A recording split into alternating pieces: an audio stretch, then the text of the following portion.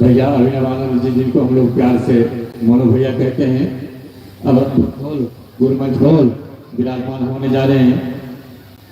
इनसे हम लोग शिव शिष्यता की धारा जो चली है साहब श्री रविंद्रानंद के द्वारा, इसके बारे में समझने का प्रयास करेंगे, सुनने का प्रयास करेंगे, ताकि हम लोग का मन दो कदम शिव की ओर चल सके। तो चलिए अब हम लोग आमंत्रित करते हैं मोनू भैया जी को गुरु मंच पर आए और अपने बातों के आशीर्वचनों से गुरु भाई बहनों को शिव की ओर ले चलने का प्रयास करें। आप लोग से विनती है कि जहाँ तक खड़े हैं बैठ जाएं, शांति बना के रखें। अब भैया उपस्थित हो चुके हैं, हम लोग भैया से सुनते हैं।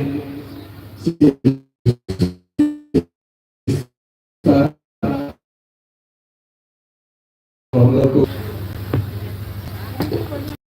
अनावश्यक जो लोग भी यहाँ आगे खड़े हैं वो हट जाए, जो जरूरत के हैं, क्योंकि आपके पीछे लोग बैठे हुए। चलिए आप सबों के चरणों पर मेरा प्रणाम है, आप स्वीकार करिए। और आप लोग थोड़ा बैठ जाइए, अगर बैठ सकते हैं तो बैठ जाइए, क्योंकि पीछे हमारे भाई बहन हमको नहीं देख पाएंगे तो सब मंच पे आ जाए। देखिए आप लोग अनावश्यक में से रहते हैं, जो ऑपरेट कर रहे हैं सिर्फ एक आदमी है। अरे मोबाइल से रिकॉर्डिंग तो इधर से भी कर सकते हो यार, साइड से मोबाइल से रिकॉर्डिंग करें। चलिए हाँ चलिए।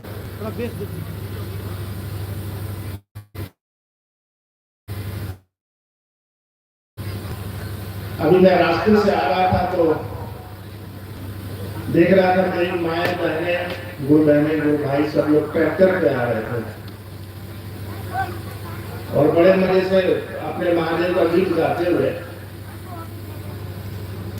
शिव चर्चा करते हुए, अपने साहब दीदी और अपने महादेव का नाम लेते हुए बड़े मजे से चले आ रहे थे। मन में एक बात आई अचानक से, आपको किसी ने पैसे देके तो बुलाया नहीं है, आपने दिया है किसी ने? कोई आपको तेल भी नहीं दिया होगा गाड़ी में भराने के लिए, चल जाइए आप बिल्कुल आप अपने से आए होंगे, अपना खर्चा करके आए होंगे। मोनू बाबू का थोड़ा इतना सुंदर थोड़ी है कि आप 100 किलोमीटर से तेल भरा के देखने आ गए, नहीं, आप अपने गुरु शिव की बात सुनने आए कि चलते हैं, सुनेंगे अपने महादेव की बात, घर लौट जाएंगे। सोचिए कितनी मोहब्बत आपको आपके महादेव से है कि आप अपना पैसा खर्चा करके अपने हस्बैंड को, पति को बोल के कि आज खाना बना दिए रख दिए हैं, आइएगा तो खा लीजिएगा, हम जा रहे हैं चर्चा में, हम लौटेंगे शाम में। अपना समय गंवा के, अपने घर में नहीं रह के भी दिक्कत में ट्रैक्टर से आए होंगे, गाड़ी से आए होंगे, बस से आए होंगे। सोचिए आपके मन में आपके महादेव के प्रति दर्द है, तब नहीं आए होंगे अपना पैसा लगा के। आपका संबंध तो महादेव से पहले से आप बना लिए हैं। ये पशुपतिनाथ की नगरी है,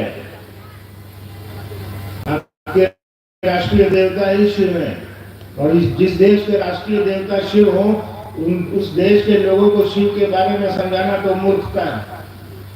हम आपको समझाएंगे कि आप हमको समझाइएगा। आपके तो राष्ट्रीय देवता ही शिव है, यहाँ तो पशुपतिनाथ तो स्वयं विराजमान है। पशुपतिनाथ मतलब कौन कौन गया पशुपतिनाथ? आप लोग गए?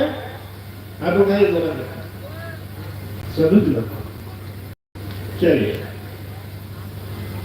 कहा जाता है कि वो पशुपतिनाथ हैं, पशुओं के भी मालिक हैं। इसको समझिए, जो भगवान पशुओं का भी मालिक है, कीड़ों मकोड़ों का भी मालिक है, सबका मालिक वही है शिव। कहा जाता है जब जानवर का मालिक महादेव हो सकता है तो आदमी का मालिक नहीं हो सकता है। आपका भी मालिक वही महादेव है। साहब ने कहा कि उस शिव से आपने रिश्ता बना रखा है ना पहले से।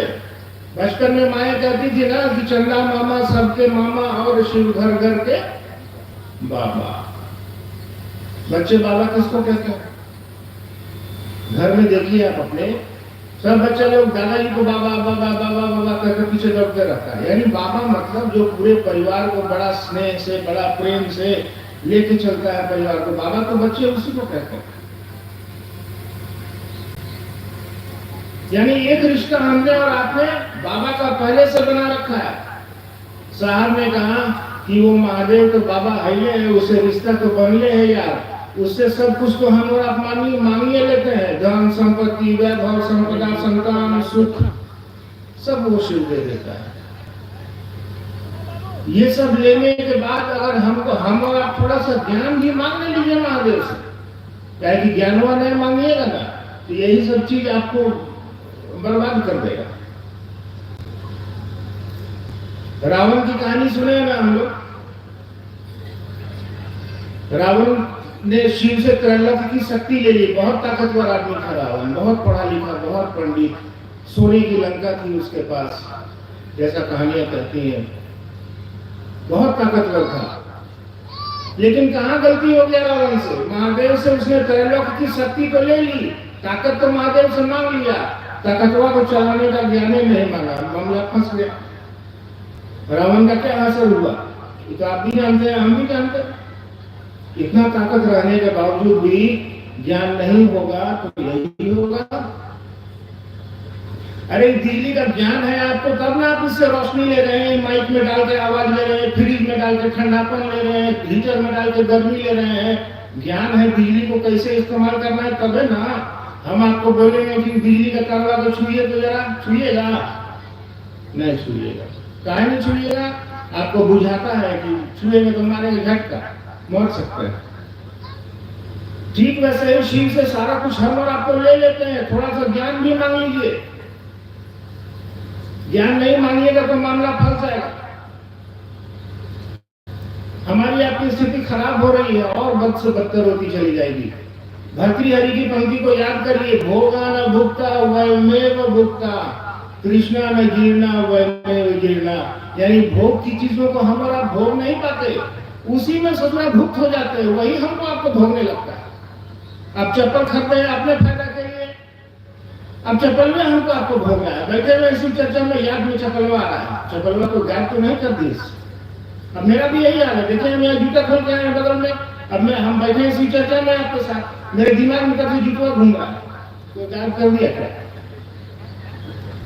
आपका भी स्थिति है। बहुत गुरु बहने पाँव के नीचे ऐसे घुसिया कर बैठती है, पाँव के नीचे, यहाँ से कैसे ले जाएगा? अब देखिए फटा हुआ उस चप्पल का कोई मोल नहीं है। हो सकता है यहाँ से बाहर निकलिएगा तो गेटवा के पास उसका फिटवा टूट जाएगा, आपको वहीं फेंकना पड़ेगा, कोई मोल नहीं है।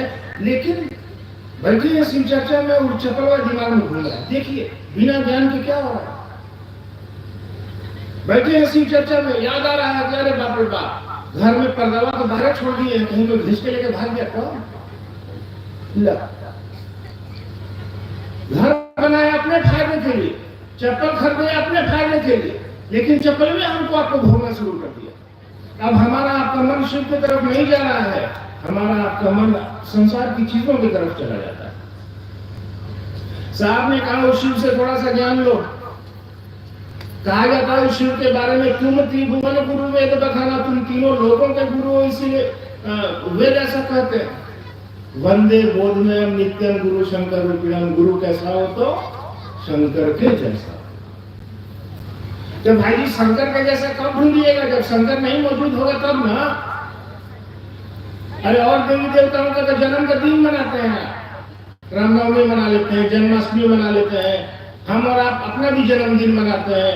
मेरा भी जन्मदिन आ रहा है मई में 24 तारीख को, हम भी मना के खुश हो लेंगे। लेकिन एक बात को जानिए, जिसका जन्मदिन मनाइएगा ना उसका मरणदिन भी मनाना पड़ेगा। बाजार से दवाई खरीदते हैं कभी जाके, दवाई का डिब्बा पे देखिएगा लिखा रहेगा मैन्युफैक्चरिंग डेट, यानी दवाई के बनने का दिन। थोड़ा सा और उलटिए, आपको आपको लिखा मिलेगा एक्सपायरी डेट, यानी दवाई के खत्म होने का दिन। तो देवी देवताओं के जन्मदिन पर तो हमको आपको छुट्टी मिल जाता है, महादेव के किसी जन्मदिन पर हमको और आपको छुट्टी नहीं मिलता, काहे कि सरकारों को नहीं पता है कि महादेव का जन्म कब हुआ होगा। उसका क्या जन्म हो सकता है? उसकी वजह से तो पूरी दुनिया का में पल प्रतिपल लोग जन्म रहे हैं, रह रहे हैं और जा रहे हैं। वो शिव तो हमारे आपके बीच है, उसको कहीं ढूंढने की जरूरत नहीं है। उसकी स्थिति का दिन हम और आप मनाते हैं, उसके ब्याह का दिन मनाते हैं ना, शिवरात्रि आप अभी आ रही है, आपको मनाएंगे। तो साहब ने कहा कि महादेव से थोड़ा सा ज्ञान लो यार, सब चीज को मांगे लगते हो, थोड़ी सी बुद्धि भी मांग लो, थोड़ा सा ज्ञान भी मांग लो। ज्ञान मांग लो ना तो जीवन में थोड़ा आनंद हो जाएगा, थोड़ी परेशानियां, थोड़े दुख, थोड़े संतरास, थोड़ी हताशा तुम्हारी कम हो जाएगी। तो मांगने में क्या लगता है यार, महादेव से दया मांगो, दया में ज्ञान होता है। उन्होंने पहला सूत्र दिया कि हे शिव, आप मेरे गुरु हैं, मैं आपका शिष्य हूं, मुझ शिष्य पर दया कर दीजिए। दूसरे काम में उन्होंने कहा कि अपने गुरु शिव की बात करो लोगों से, जो भेटा है उसको बताओ कि शिव मेरे गुरु हैं, आपके भी हो सकते हैं। तीसरे काम में उन्होंने कहा अपने गुरु शिव को प्रणाम कर लो। तो ये तो चलते फिरते किया जा सकता है ना, आप जैसे हैं वैसे रहिए, जो खाते हैं खाइए, जो करते हैं करिए, जिस रंग के कपड़े पहनते हैं पहनिए, जिसकी पूजा करते हैं करिए, लेकिन शिव को अपना गुरु बनाइए, क्योंकि वो जगत का गुरु है। जगत मतलब पूरी दुनिया का एक एक आदमी उनका शिष्य हो सकता है। शिष्य मतलब जो सीखना चाहता हो, शिष्य मतलब जो अनुशासित होने योग्य हो। तो शिष्य तो मन न बनेगा, कपड़ा तो बनेगा नहीं। साधु मन न बनेगा, गेरुआ रंग का कपड़ा पहनने से साधु थोड़ी हो जाइएगा। साधु व्यक्ति का मन बनता है। मन को उस शिव से जोड़ने की कोशिश करिए। मुश्किल है, मगर बहुत ज्यादा मुश्किल भी नहीं है, आसान है। 3 सूत्र को करिए, मुश्किलें आसान हो जाती हैं। जब फुर्सत मिले 3 काम साहब ने दिया है, करिए। आज करोड़ों लोग शिव के शिष्य हैं कि नहीं, अपने जीवन से कष्ट और दुख मिटा रहे हैं कि नहीं मिटा रहे हैं। तो हम लोग महादेव के सफले थोड़ी हैं, हम लोग भी उस शिव के अपने हैं। हम लोग भी 3 सूत्रों को करेंगे, अपने गुरु शिव को याद करेंगे, लोगों को अपने गुरु शिव से जोड़ेंगे, अपने गुरु शिव को प्रणाम करेंगे। तो इतना आसान है, चलते फिरते करिए। और आपको खुशकिस्मत है कि आप नेपाल के वासी हैं, इस देश के वासी हैं, ये पशुपतिनाथ की धरती है। आपको तो बहुत आसान है काम करना, लोगों को अपने गुरु शिव से जोड़िए। चलिए, वक्त भी हो रहा है, कुछ सवाल आपने भेजे होंगे तो हम लोग उत्तर ढूंढते हैं उसके। बहुत सारे जिज्ञासाएं हैं, उसमें से कुछ जिज्ञासा हम लोग देखते हैं। एक गुरु भाई ने लिखा है कि भगवान शिव और गुरु शिव में क्या अंतर है?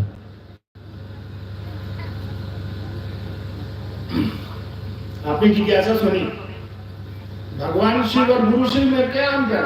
अरे कोई अंतर नहीं है, कामवा का अंतर है, काम का अंतर है, और कोई अंतर नहीं है। अब मोनू बाबू में और अभिनव आनंद में क्या अंतर है? कोई अंतर नहीं। अरे एक बच्चा है, उसके पिताजी उसके पिता भी हैं और मास्टर भी हैं। अब आप हमसे पूछ रहे हैं कि दोनों में क्या अंतर है? कोई अंतर नहीं है। उसके पिताजी स्कूल में पढ़ा रहे हैं तो मास्टर साहब हो गए, उसके पिताजी का अपना संबंध उसके पुत्र से है तो पिता और पुत्र का संबंध हो गया। यही देखिए ना, आप पिता और पुत्र के संबंध में अपने बाबा से मानते हैं कि नहीं मानते? धन संपत्ति वैभव मानते हैं ना? अरे तो बात को समझ कर मानते हो भाई। आप देवघर जाते हैं, बहुत सारे लोग तो क्या लिखते हैं, बाबा धाम जा रहे हैं। ये नहीं लिखते हैं देवघर जा रहे हैं, लिखते हैं हम अपने बाप के घर जा रहे हैं, छुट्टी दीजिए। यानी रिश्ता आपने पहले से बना रखा है। साहब ने कहा कि पिता और पुत्र के रिश्ते में तो तुम जो मांगोगे बाप तुमको दे देगा, लेकिन ज्ञान को नहीं बांट सकेगा। वो 2 भाई है, अगर संपत्ति का बंटवारा होगा तो पिता दोनों का आधा बांट के दे देगा, लेकिन अपने पिता से ज्ञान चाहिए तो ज्ञान का तो बंटवारा नहीं होगा। उसके लिए आपको सीखने की मानसिकता में आना होगा, सीखने की चाहत में आना होगा।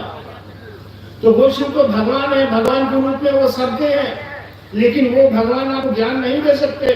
वो भगवान जब गुरु की कुर्सी पर आएंगे तो ही आपको ज्ञान दे सकते हैं। इसीलिए कहा जाता है शिव जगत के गुरु है, गुरु नाम गुरु है नमः, गुरुओं के भी गुरु है वो।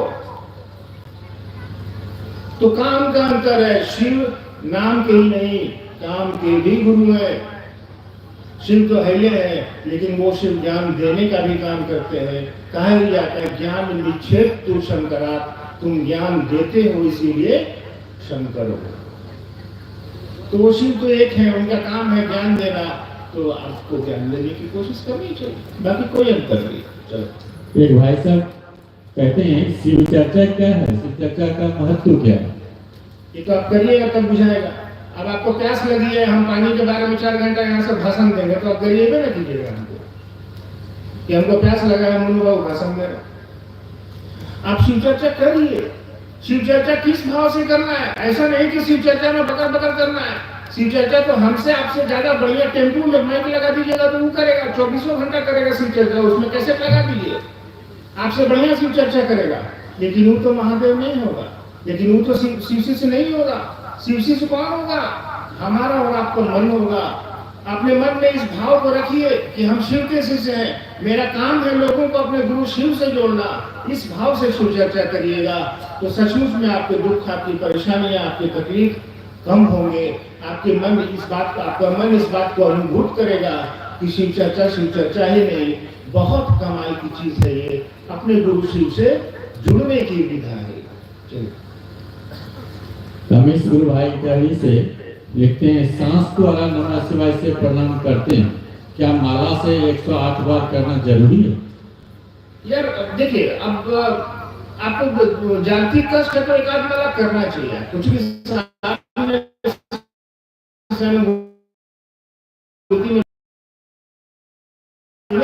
एक दिन या रात में जब भी आपको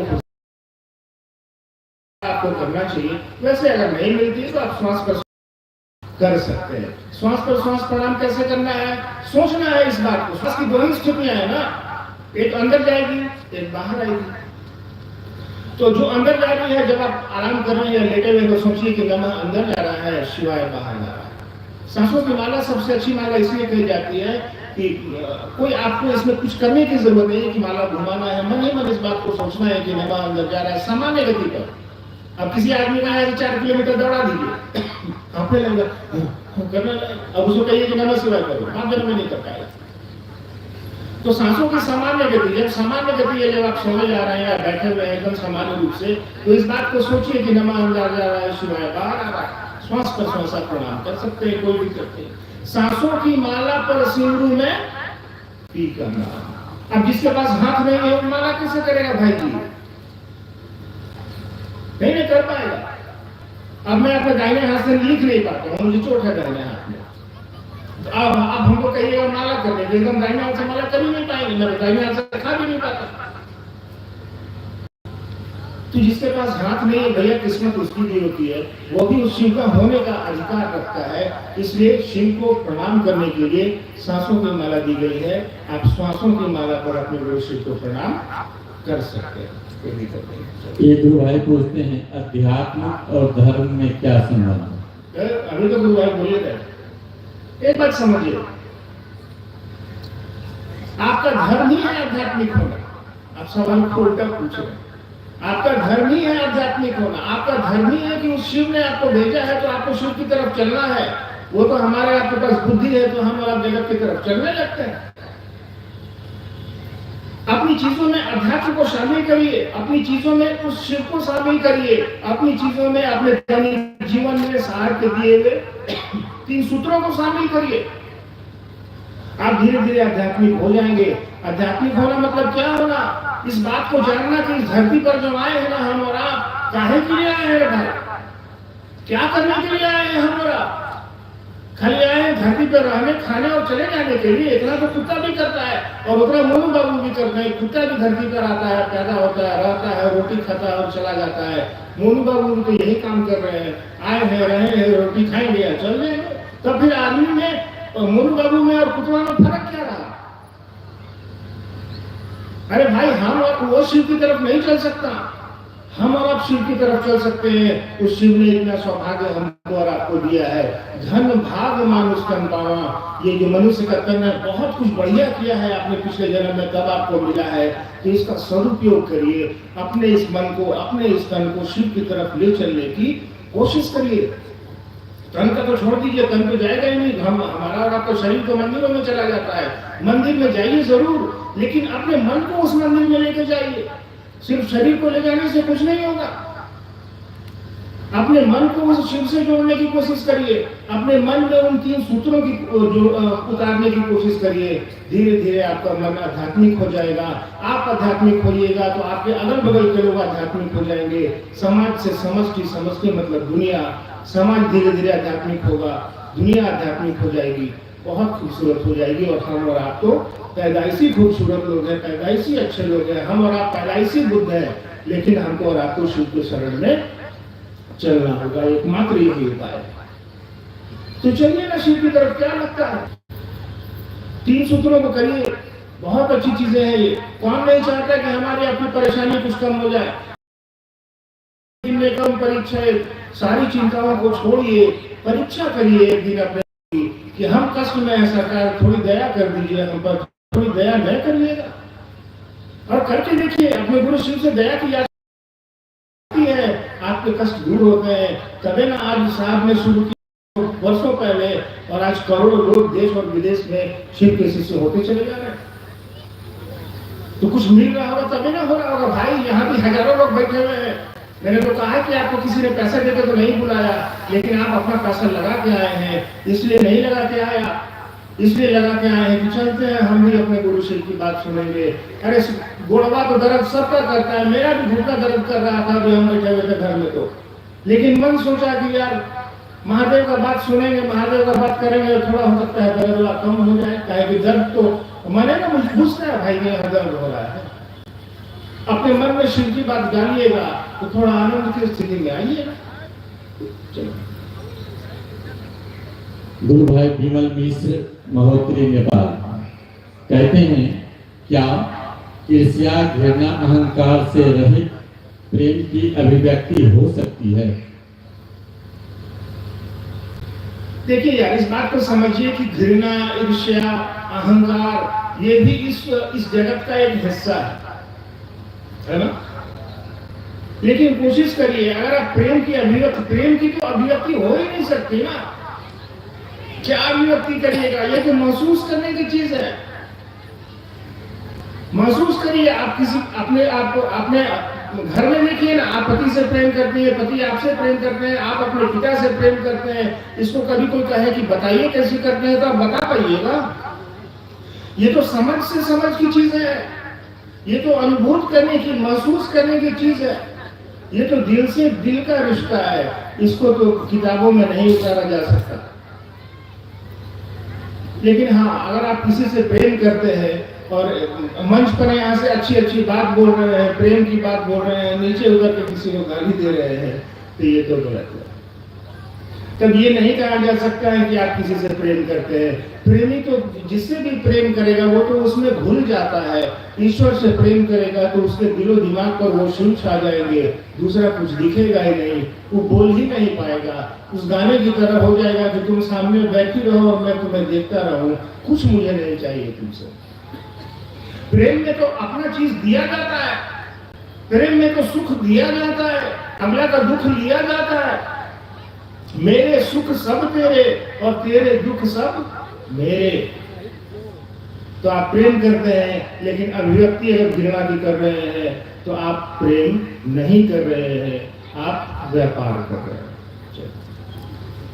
ये गुरु भाई लिखते हैं, शिव गुरु की दया ही शिष्य जीवन का आधार है, कैसे? हाँ बिल्कुल, साहब ने पहले सूत्र में कहा है कि हे शिव, आप मेरे गुरु है, लोग शिष्य पर दया करिए। अरे दया से ही ना पूरी सृष्टि चल रही है भाई साहब। आपका मन भी इस बात को जिस दिन समझ जाएगा कि सचमुच में महादेव की दया होती है, सचमुच में महादेव की दया से ही ये पलकें झुक रही हैं, उठ रही हैं, ये सांसें चल रही हैं, आ रही हैं, जा रही हैं। सब चीज का, पूरी सृष्टि का तो आधार दया ही है, शिष्य का भी आधार दया है। दया में क्या करेंगे हम? यही ना मेरी मन कहते हैं कि सरकार हमसे तो कुछ नहीं कर पाएंगे, हम आपके लिए दया कर दीजिए, हम निरीह हैं। वो पुरानी कहावत है ना कि जाको कह दो उस खुदा से मुझसे अब और उतरा और चढ़ा नहीं जाता, आपके रास्ते से खुद उठा ले मुझको, अब हमसे कुछ नहीं हो रहा है। उस शिव से दया की याचना इसलिए की जाती है कि सरकार हम आपके लिए क्या कर सकते हैं, हम पर दया करिए। किसी को फांसी हो जाती है तो महामहिम राष्ट्रपति के यहाँ अपील करता है कि सरकार हम तो अपराध करबे किए, लेकिन हमको माफ कर दीजिए, हम पर दया कर दीजिए। तो उसकी दया तो शिष्य ही नहीं, दुनिया के प्रत्येक जीवन का, दुनिया के प्रत्येक व्यक्ति का आधार है, शिष्यों का आधार तो है ही है। चलिए, ये गुरु भाई कहते हैं कि कंगन क्या है, कंगन पहनने से क्या फायदा है? तो पहनिएगा तो बुझाएगा। आप हमसे पूछ रहे हैं मिठाई क्या है, मिठाई खाने से क्या होता है, ये हम आपको कैसे बता रहे हो? हम खाएं, हम बुझ रहे हैं, आप भी पहनिए, आप बुझिएगा, क्या दिक्कत है? और रुद्राक्ष ना है भाई, कोई खराब चीज तो है नहीं, कोई जूता का माला तो आप कह नहीं रहे पहनने की। रुद्राक्ष है, आध्यात्मिक सुख तरंगों का वाहक है, लकड़ी है, शिव के प्रतीक के रूप में जाना जाता है, तो पहनना चाहिए। तो इसके बहुत सारे लाभ हैं, इसके बहुत सारे फायदे हैं, पहनिए। हम और आप तो भुला के जा रहे थे, महादेव को गुरु मान लिए, कंगन भी पहन लिए, हम और आप भुला के जा रहे थे, भुला गए इस बात को महादेव को गुरु माने, चर्चा करना है दूसरा सूत्र में। पत्नी बोली है टमाटर लेके आइएगा, 3 दिन से बोल रहे हैं आपको टमाटर टमाटर, आप ला नहीं रहे हैं और बार बार भूल जा रहे हैं। जा रहे थे बाजार, एगो आदमी आपको देखा, अरे भाई जी ये क्या पहना हुआ है? आप तो टमाटर की याद में जा रहे थे, आज नहीं लाएंगे तो दिल्ली से बड़ी गाड़ी सुनेंगे, लेकिन वो आदमी आपको आपके गुरु का याद दिला दिया ना अनचोके में, आप तो भुला कर जा रहे थे। अनचोके में वो आदमी आपसे पुण्य करवा दिया, अनचोके में वो आदमी आपसे दूसरा सूत्र करवा दिया, आप चर्चा करने लगे उससे, आप उसको अपने गुरु शिव से जोड़ने लगे, तो सोचिए ये कंगनवा कितना काम करता है, बहुत काम करता है। जब आप चलेंगे, जब आप पहनेंगे तो और भी बहुत सारे इसका लाभ है, आप समझेंगे। जिज्ञासा है, प्रारब्ध क्या है, कृपया सरल भाषा में समझाने का प्रयास किया जाए। कुछ नहीं है, सब यार उस सब चीज का ध्यान मत दो, प्रारब्ध कर्म पर कुछ नहीं है ये सब कहानी। लोग कहते हैं कि जो आपने किया है वो जमा है एक जगह आपका पोटली में, वही है प्रारब्ध कर्म फल आपके, जो आप करिएगा वैसा करिएगा। इन चीजों पर मत ध्यान दीजिए, फंस जाइएगा झूठे शब्दों के माया जाल में फंस के क्या कीजिएगा। हम भी मन पर से बैठ के आपको 74 वो श्लोक सुना देंगे, आप यहाँ से घर जाइएगा तो कहिएगा ना मनु वो का बकर बकर करके मुझे भी नहीं किया। इस सब चक्करों में न पड़ो यार, प्रारब्ध कर्म साहब की बातों को याद रखो। 3 काम को करना है, अपने गुरु शिव से दया मांगिए मन ही मन, अपने गुरु की चर्चा करिए और नमः शिवाय से अपने गुरु शिव को प्रणाम कर लीजिए, इतना ही काफी है। मैं आपसे वादा करता हूँ कि ईमानदारी से किया गया प्रयास, ईमानदारी से किए गए ये 3 सूत्र आपको प्रारब्ध क्या, आपको इस प्रारब्ध के जाल से मुक्त कर देंगे, आपको उस शिव से जोड़ देंगे, आपके सारे कर्म फल जो भी है संचित है या आपने अर्जित किए हैं वो धीरे धीरे सभी समाप्त हो जाएंगे और आपकी स्थिति आपका बड़ा खूबसूरत हो जाएगा। हम और आप परेशानियों से थोड़ा मुक्त हो जाएंगे और हमारे और आपके जीवन की खुशियां आएंगी। साहब की बातों को याद करिए, साहब दीदी का साथ मत छोड़िए, उन्होंने हमारे और आपके दिलों में शिव को बिठाया है लाके। एहसानमंद रहिए साहब दीदी के प्रति, एहसान आध्यात्मिकता में बहुत जरूरी है, कृतज्ञता आध्यात्मिकता में बहुत जरूरी है। आप कृतज्ञ होइए, आप इस बात का एहसान मानिए कि उन्होंने आपके जीवन में शिव को लाके रख दिया। आप सचमुच में हमारे आपके जीवन में कमल खिल जाएंगे, परेशानियां हमारी आपकी खत्म हो जाएंगी। तो आप लोगों को महादेव को गुरु मानने में कोई दिक्कत हो तो फिर से पूछ रहा हूँ, कोई दिक्कत है बताइए? नहीं है? और कोई सवाल है? मैं जान रहा हूँ मन संचालक मुझे बहला रहे हैं, नहीं सर सवाल सब इतना है मैं देख रहा हूँ, लेकिन फिर भी आपको घर जाना है, आप घर जाइए और चूंकि आपकी संख्या बहुत ज़्यादा है, धीरे धीरे आराम से आप जिस भी गाड़ी से आप आए हैं अपने ड्राइवर को बोल दीजिए, बड़े आराम से इत्मीनान से महादेव की बात, महादेव के भजन गाते हुए जाइए अपने घर में, अपने महादेव को लेके जाइए, अपने महादेव को दूसरों को बांटिए। आप सबों के चरणों में मेरा प्रणाम है, आप स्वीकार कीजिए। चलिए अभी मैं हूँ 5 मिनट आभार एवं समापन होगा यहाँ पे लोग करेंगे आप सुन